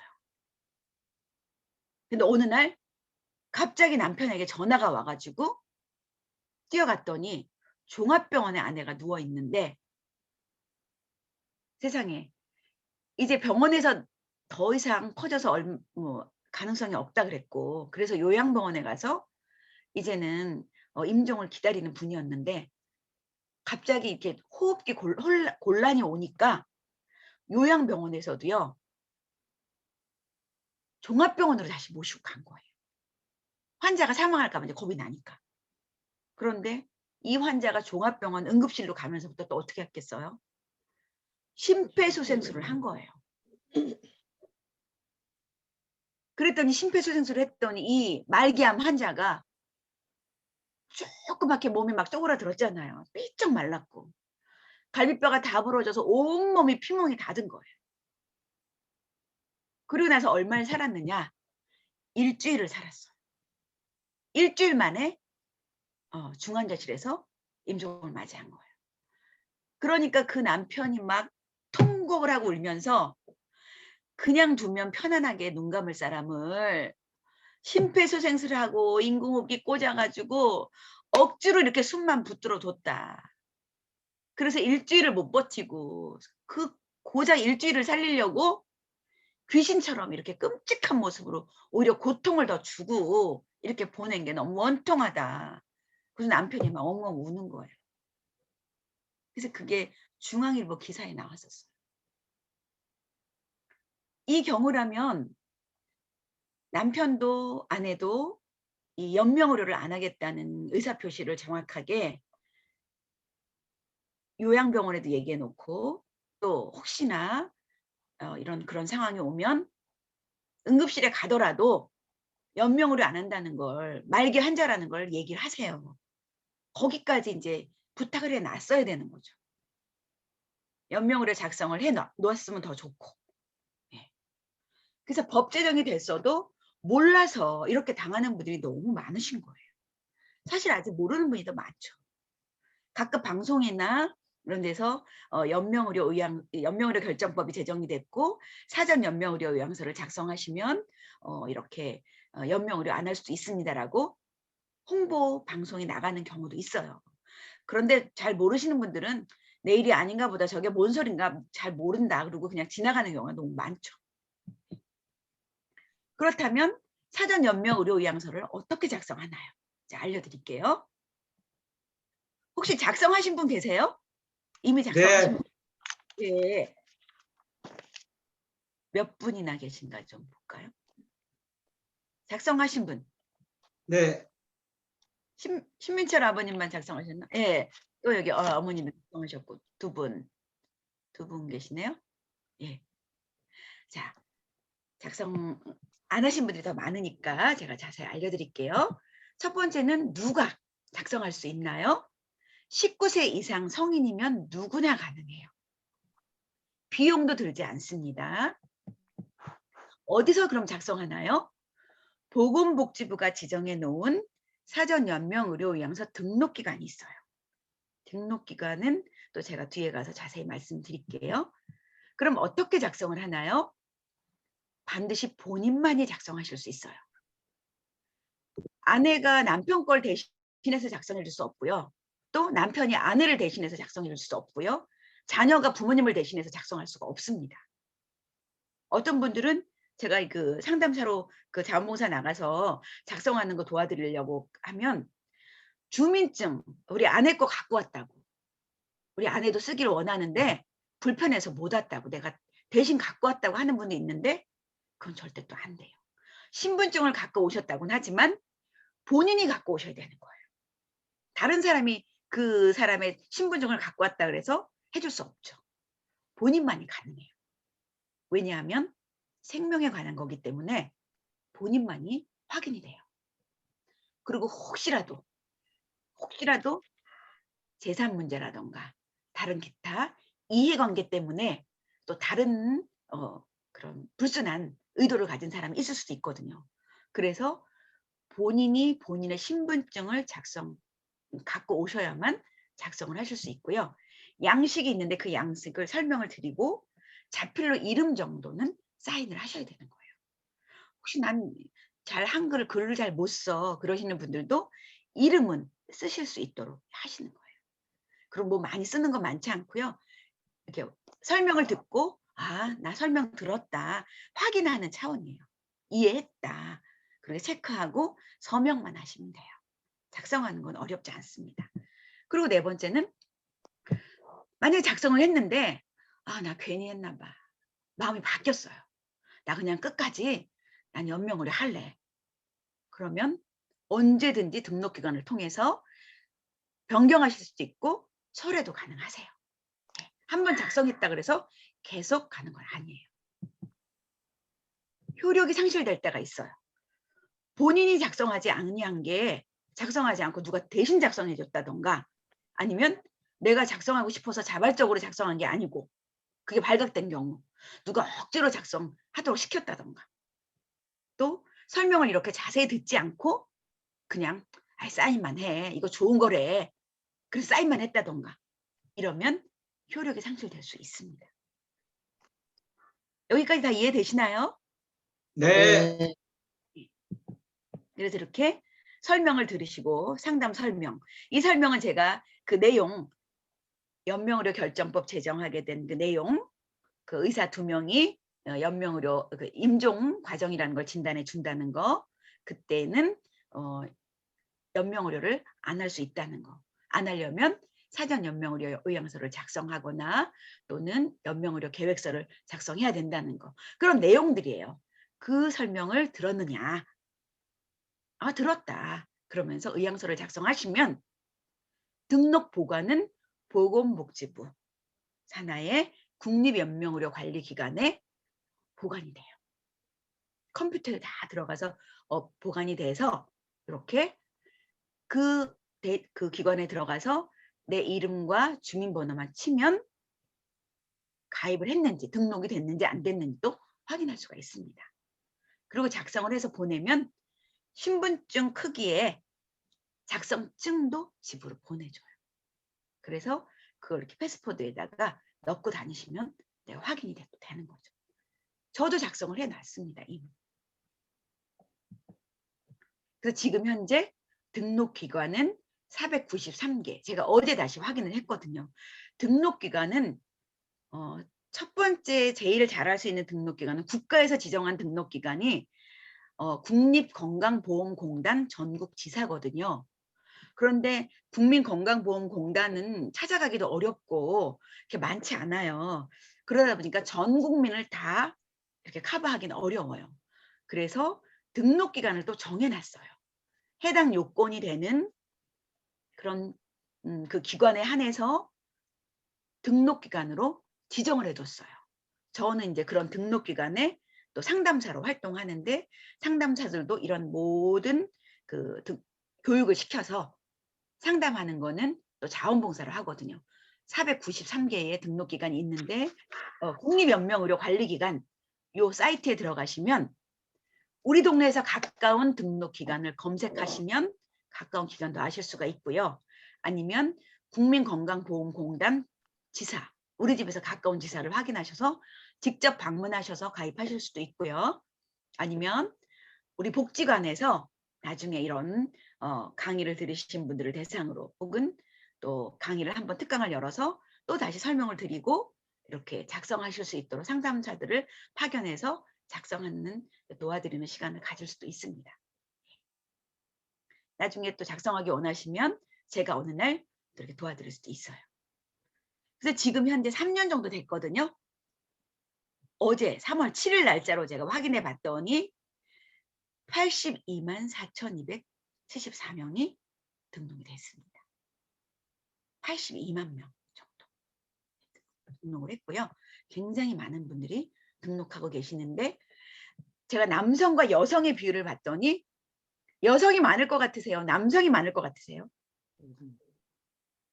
여성? 예. 어쩌세요? 예? 여성이 많아요. 예, 어쩌세요? 여성일까요? 맞히셨어요. 예. 여성인데요. 왜 여성인가 봤더니 사실 연세 드신 분들이 더 많으시거든요. 60대 이후 이렇게 등록하신 분들이 많으신데 물론 50대, 30대도 많지만 대부분 연세에 들어가실수록 오히려 여성분들이 더 적극적이세요. 삶에서 느끼시죠? 이런 작성하는 거나 뭐나 더 용기가 있으세요. 근데 오히려 이런 정보에는 남성분들이 조금 더 이런 정보에는 좀 더 약하고요. 여성분들보다. 그리고 이걸 들으셔도 맞긴 맞는데 내가 작성을 해야 되나 말아야 되나 용기가 좀 떨어지세요. 젊을 때는 남성분들이 용기가 더 높으신데 연세 드실수록 여성분들의 용기가 더 이렇게 있으세요. 결정력이 더 있으세요. 추진력도 있으시고. 그래서 그런가 여성 비율이 훨씬 높으세요. 양식은 이렇게 생겼어요. 사전 연명 의료 의향서 이렇게 성명, 주민번호, 주소, 전화번호. 요거 글씨를 잘 못 쓰시면 옆에서 작성하는 분이 도와드릴 수 있고요. 이렇게 체크 나 잘 들었나 체크하시고 나중에 성함 사인만 하시면 돼요. 자, 이렇게 연명의료 결정법에 대해서 설명을 해드리고 또 사전 연명의료 의향서에 대해서 설명을 드리면 질문하시는 분들 계세요. 그럼 만약에 내가 사전 연명의료 의향서를 지금 작성을 하면 내가 회복 가능성이 있었을 때, 사고가 났을 때, 갑자기 가다가 교통사고가 났다던가 사고가 났을 때 심폐소생술을 해서 나 살려놓지 못하나? 이렇게 물어보는 분들 계세요. 할 수 있다. 할 수 있다 동그라미. 없다. 어떻게 생각하세요? 한번 표시해 보세요.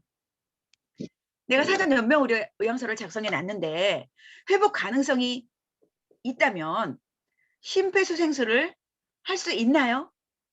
없나요? 네. 할 수 있다. 좀 헷갈리시나요? 예. 다시 설명드리면 사전 연명 의료 의향서를 작성해 놓으셨어도 사전 연명 의료 의향서는 임종시에, 그죠? 임종시에 연명 의료를 중단하거나 하지 않을 수 있다는 거였잖아요. 그 임종이라는 것도 의사 2명이 진단을 내려줬을 경우고요. 그러니까 회복 가능성이 없는 경우예요. 그런데 만약에 내가 지금 사전 연명 의향서를 작성 오늘 해놨지만 지금 건강하시잖아요. 회복 가능성 물론 당연히 있으시잖아요. 그죠? 예. 그런데 만약에 뭐 버스를 타고 가다가 사고를 당했다. 그렇지만 아주 심하게 다친 건 아닌데, 예. 그렇다 그러면 당연히 심폐소생술을 해야 되는 거죠. 그죠? 예. 그리고 만약에 가다가 쓰러졌다. 그래도 심폐소생술을 하는 거죠. 의사로부터 나는 아직 임종 과정에 있다는 진단을 받지 않았잖아요. 그죠? 예. 그래서 사전 연명 의향서를 작성해 두면 갑자기 뭐 내가 쓰러지거나 사고가 나거나 당연히 살려주죠. 병원에 가서 이렇게 치료받고 다 하다가 만약에 더 이상 안 된다고 할 때 그때 연명 의료를 안 할 수 있다는 거예요. 네, 이해되시죠? 예. 그래서 갑자기 사고가 나서 심폐소생술이 필요한 경우라면 당연히 합니다. 그리고 회복 가능성이 있는 환자는 당연히 의학적 조치를 합니다. 이해되시죠? 네. 그럼 두 번째. 그럼 회복 가능성이 있는데도 만약에 큰 암 진단을 받았다던가 치명적인 의학적 상태가 됐을 때 난 그냥 죽을래요. 난 사전 연명 의료 의향서도 작성해 놨기 때문에 난 살려두지 마세요. 난 그냥 죽을 수 있어요. 죽을래요. 이렇게 내가 선택할 수 있는가? 할 수 있나요? 없나요? 없습니다. 할 수 없죠? 네. 예, 맞습니다. 이 법이 그냥 죽을 수 있다고 선택할 수 있는 법이 아니라는 거예요. 이 법은 임종기에만 해당된다는 거예요. 편안한 임종, 편안한 마무리를 하고자 하는 법인 거죠. 임종시까지 끝까지 붙들어 매놔서 이런 기계적인 거에 의지해서 말도 못하고 편안하게 가족들 얼굴도 못 보고 이렇게 임종을 맞이하고 싶지 않다는 거죠. 무슨 의미인지 아시겠죠? 네. 그런데 또 하나 또 오해할 수 있는 거는요. 그럼 단지 중환자실에 가면 병원비가 많이 나오기 때문에 경제적인 것 때문에 돈 때문에 그냥 우리 자식들 생각해서 연명의료 하지 말아야겠다. 아니면 제가 말씀드리는 것도 의료비가 많이 나가니까 연명의료 하지 마세요. 이런 뜻이 아니라는 거예요. 이렇게 돈 많은 분, 이분이 누구예요? 2018년도에 작고하신 구본모 회장님이시거든요. 돈이 이렇게 많으신 분도요.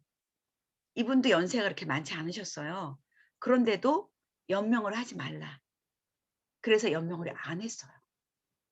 물론 그 삼성 이건희 회장님 같은 경우는 오랫동안 연명의료를 하셨죠. 한동안 행간에는 떠도는 그 우스갯소리로 살아있는 것도 아니고 죽어있는 것도 아니고, 그죠? 그런 사람이 있다 이러면서 막 많이 떠돌기도 했었는데, 이 LG 구본부 회장님 같은 경우는 전혀 연명을 하지 말라. 그래서 정말 편안하게 임종을 맞이하셨죠. 또 이분 김수환 추기경님도 연명을 안 하셨어요. 그래서 이분이 그때 선종하셨을 때 특히 장기기증, 모든 시심기증까지 다 하셨어요. 그래서 이분이 임종하시고 나서, 선종하시고 나서 연명의료 안 하겠다는 그런 분들도 굉장히 많으셨고요. 또 시신기증, 또 이런 자기 안구기증, 장기기증 이런 거 하는 분들도 굉장히 증가를 많이 했었죠. 그래서 우리가 연명의료 의향서, 또 연명의료 결정법에 대해서 이렇게 생각해 보는 거는 그냥 단지 나는 병원비 때문에 연명의료 안 할래. 법이 괜히 국가가 돈이 아까우니까 이런 걸 만들어놨지. 그런 게 아니라 정말 아름다운 마무리, 편안한 임종이 중요하다는 걸 다시 한번 생각해 보자는 거죠. 이해되시죠? 네. 근데 자칫 잘못 오해하실 수가 있기 때문에 이제 말씀을 드리는 거고요. 제가 아까도 말씀드린 것처럼 안락사나 존엄사하고는 다른 법이라는 거예요. 안락사와 존엄사는 환자의 고통을 덜어주기 위해서 생명을 인위적으로 종결하거나 어떤 행위를 하지 않음으로 해서 생명이 끝나는 행위이고요. 미국의 오리건주라든가 일부 주에서는 시행이 되고 있고, 스위스라든가 덴마크, 일부 몇몇 나라에서는 시행이 되고 있어요. 그렇지만 우리나라는 불법이라는 거 말씀드렸어요. 우리나라의 연명의료 결정법은 품위 있는 죽음을 지향한다는 거예요. 그죠? 그래서 회복이 불가능할 때 의학적 그런 판단을 의사가 임종 과정이라는 게 이루어졌을 때 중단한다는 거예요. 그래서 우리는 삶의 마지막 순간을 평온하고 안정되게 보낼 방법을 숙고하면서 준비할 수 있게 한다는 거죠. 그렇다면 내가 연명을 안 한다 그러면 나머지 그러면 언제 회복할 가능성도 없고 임종이 가까웠다고 하지만 어떤 분은 임종이 뭐 며칠 내에 되는 경우도 있지만 몇 달 혹은 뭐 15일, 보름 이상 가는 분들도 계세요. 그럼 그 환자들은 어떻게 해야 되느냐? 집으로 가서 그냥 아무 돌봄도 받지 못해야 되나? 그래서 이 법 앞에 호스피스 완화 의료가 앞에 들어갔었어요. 그래서 두 부분으로 나눠지거든요. 그래서 오늘은 호스피스 완화 부분을 뭐 자세하게 말씀드릴 수는 없지만 이 호스피스를 법에다 넣어서 앞으로는 호스피스도 지금은 의료보험을 적용이 돼요. 그럼 호스피스는 뭐냐? 호스피스는 말기 환자 또는 임종 과정에 있는 환자에게 통증이나 그 증상의 완화 등을 포함해서 신체적, 정서적, 사회적, 영적인 돌봄을 해주는 거예요. 그래서 삶의 마지막 순간을 평안하게 맞이할 수 있도록 하고, 그리고 사별 후 가족들이 갖는 또 고통도 있잖아요. 그 슬픔. 또 가족들이 그런 것들을 잘 돌볼 수 있도록 충체적으로 돌보아 준다는 거예요. 그래서 여기 그 호스피스 팀에는 의사, 간호사, 사회복지사, 그리고 종교인들도 포함되어 있어요. 종교인들도 각 종교에 따라서 뭐 스님이나 목사님, 신부님, 수녀님 이런 분이 다 계시죠. 그리고 이때는 어떤 서비스를 해주느냐? 통증 조절도 해주고요. 의사나 간호사가 이런 통증 조절 해주고, 또 다양한 프로그램이 있어서 마지막을 잘 보내실 수 있도록, 가족들하고 잘 할 수 있도록 그런 프로그램도 좀 해주시고, 또 편안하게 가시도록 도와주고요. 또 사별 가족들도 돌봐주고요. 그 형태는 4가지가 있는데요. 독립형과 병동형, 가정형, 자문형이 있어요. 독립형은 요즘 병원은 아닌데 따로 호스피스 병원이라고 있어요. 호스피스만 전문으로 하는 병원. 용인에 가면 샘물 호스피스 병원이라는 곳이 있어요. 그런 데라든가 뭐 저기 또 강릉에 가면 또 보바리 호스피스 병원이라든가 호스피스만 전문으로 하는 곳이 곳곳에 있어요. 또는 병동형은 그 병원 내에 호스피스가 따로 있는 데가 있어요. 근데 이게 많지가 않아요. 사실 이렇게 되면 좋은데 이렇게 돼 있는 곳은 성모병원 같은 경우는 돼 있어요. 그래서 거기는 수녀님들이라든가 그런 분들이 그 병동을 운영하면서 도와주고 있죠. 그런데 자리가 부족해요. 환자 수는 많은데 병동형이나 독립형 같은 경우는 자리가 많이 부족해서 대기해야 될 정도라고 하더라고요. 그래서 앞으로는 가정형을 많이 선호를 하려고 하거든요. 가정형은 뭐냐면 집으로 호스피스 팀이 방문하는 거예요. 예전에는 이게 어려웠어요. 근데 요즘 법제화 되면서부터 집으로 방문을 하게 해줘요. 그래서 한 달에 뭐 일주일에 한 번씩 해서 방문해야 5만 원 내외로 의료보험 수가를 정해가지고 하기 때문에 굉장히 좋죠. 그래서 가족들이 옆에서 돌봐줘도 호스피스 팀이 와가지고 의사나 간호사 또 이런 복지사들이 와서 도와주기 때문에 가족들에게도 좋고 환자에게도 좋죠. 그럼 편안한 내 집에서 익숙한 집에서 임종을 맞이할 수 있도록 도와주는 거죠. 그러기 위해서는 또 해야 될 과제들도 많아요. 의사들도 많아야 되고 간호사도 많아야 되고 인력 확보하는 것도 굉장히 중요한 문제죠. 또 자문형도 있는데 자문형은 그 요양병원에 내가 요양원이나 요양시설에 있으면서 그 호스피스 팀이 그곳으로 와서 도와주는 역할, 자문해줘서 해주는 역할 그렇게도 하고 있죠. 또 아무나 그런 갈 수는 없고요. 호스피스에 갈 수 있는 환자들도 정해져 있어요. 의사의 그 진단서도 있어야 되고요. 아무나 내가 가고 싶다고 갈 수 있는 곳은 또 아니에요. 또 의료보험이 적용되기 때문에 환자의 경제적인 부담도 줄이고 존엄한 임종을 준비할 수 있도록 토대를 마련했다는 데 의의가 또 있습니다. 자, 그렇다면 좋은 죽음이란 뭐냐? 다 생각해 보셨을 텐데요. 영국 보고서에 의하면 익숙한 환경에서 갑자기 생소한 환경, 여태 살아왔던 익숙한 환경이 편안하고 좋지 생전 처음 보는 환경이 좋지 않다는 거예요. 존엄과 존경을 유지한 채 인간으로서의 존엄 그리고 내가 그동안 어떻게 살아왔든지 간에 한 사람의 인격으로서 엄마로서 아버지로서 또 한 사람의 사람으로서 존경, 존엄함을 유지한 채 가족이나 친구 등 사랑하는 사람들과 주위에 이렇게 따뜻한 말과 사랑의 말을 나누면서 고맙다는 말, 또 사랑한다는 말, 잘 있으라는 말 이렇게 나누면서 고통 없이 편안하게 잠자듯이 가는 것이 좋은 죽음이다. 그렇게 이야기가 나왔거든요. 어떻게 생각하세요? 어떤 죽음이 편안한 좋은 죽음이라고 생각하세요? 이런 게 좀 동의가 되세요? 네. 네. 네. 저도 이렇게 편안하게 고통 없이 인간으로서 존엄과 존경을 유지한 채 사랑하는 사람들한테 둘러싸여서 하고 싶은 말, 이별의 말 나누면서 이렇게 가는 것이 가는 분이나 남아있는 사람들이나 너무 편안한 거죠. 우리가 친한 친구가 살다가 한 사람이 캐나다로 이민을 간다고 해도 그 마지막을 봐야 되잖아요. 잘 가, 공항에서. 그래, 건강하게 잘 지내. 우리 다음에 또 만나자. 그건 만날 수 있는 기약이나 있죠. 그거는. 그죠? 살아있기 때문에.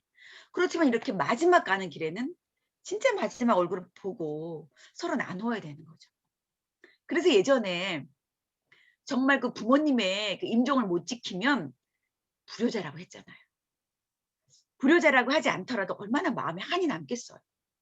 저도 저희 시부모님 임종을 시어머님의 임종은 못 지켰고 시아버님의 임종을 지켰거든요. 시어머님을 임종을 제가 지키려고 그때만 해도요. 벌써 30년 전이었는데 그때만 해도 병원에서 임종을 안 하고 집에서 임종을 맞이했어요. 근데 금방 이렇게 가시지 않더라고요. 저희가 임종을 지키는데 안 돌아가시니까 저희 남편은 직장도 있고 그래서 기다리다 안 돌아가시니까 왔다 갔다 했어요. 그러다가 돌아가신 거예요. 너무 서운한 거예요. 그 마지막 순간에 어머니 고생 많으셨어요. 편안히 잘 가시고 좋은 곳에 가세요. 이렇게 인사를 했어야 되는데 그걸 못한 게 평생 한음 남더라고요. 그래서 아버님 때는 그러지 않으려고 정말 다 준비를 철저하게 하고 와가지고요. 안 가고 서울도 안 가고 지켰어요. 그래서 마지막 임종 이렇게 누워 계시니까 집에서 그때도 임종을 하는데 잘 이게 숨이 그 가래 끓는 소리가 보름 이상을 가는데 그게 잘 안 끊어지시더라고요. 그래서 마지막에 이렇게 일으켜드려서 편안하게 이렇게 저희 남편이 이렇게 안아드렸어요. 그랬더니 편안하게 이렇게 가시는데 그 마지막 순간까지 아버님 고생 많으셨어요. 너무 사랑해요. 저희 아무 걱정하지 마세요. 막 그런 얘기 다 이렇게 나눴거든요. 그리고 이제 임종을 맞이했더니 제가 너무 마음이 편하더라고요. 그래서 이게 중요하구나. 그래서 임종을 하면 잘 부모님의 임종을 지키면 효자다 불효자라 이 소리가 있는 거구나라고 저도 그때 경험을 한 바가 있거든요. 아마 어르신들은 경험이 있으실 거예요. 그죠? 네. 자, 그래서 우리가 오늘 긴 시간 사전 연명의료 의향서에 대해서 존엄한 죽음과 연명의료 결정법에 대해서 배웠는데요. 이걸 생각하는 이유는 우리가 준비를 함으로써 어느 날 갑자기 당하는 죽음이 아닌 맞이하는 죽음을 맞이하자는 거예요. 만약에 인생이 퍼즐이라면 죽음이라고 하는 것은 마지막 퍼즐인데 잘 맞춰야 되잖아요. 그래서 이 마지막을 딱 잘 맞춰서 완성된 그림을 이제 하는 거잖아요. 그래서 모르면 우리가 이렇게 잘 맞이하기가 어렵기 때문에 끝까지 준비를 함으로써 잘 맞이하자는 의미입니다. 자, 이제 마지막인데요. 이렇게 동백꽃이 이렇게 피고 동백꽃은 통꽃이라서 툭툭 떨어지더라고요. 그죠? 그래서 우리의 마지막도 언젠가 이제 가지만 이렇게 잘 준비를 함으로써 그 가야 할 때가 언제인가를 알고 가면 마지막의 모습도 이렇게 남겨진 이들에게도 이렇게 아름답고 또 우리도 가는 우리도 편안하고 그래도 이렇게 좋을 것 같아요. 그 이형기 시인의 낙화라는 시 중에 나오는 식구인데요. 우리 함께 한번 읽어보시면서 오늘 수업을 마무리했으면 좋겠습니다. 예, 함께 읽을까요? 시작. 가야 때가 언제인가를 분명히 분명히 알고 가는 이의 뒷모습은 얼마나 아름다운가. 아름다운가. 네, 이렇게 우리 어머님들, 아버님들 뒷모습도 이렇게 아름다운 모습으로 남으셨으면 좋겠고요.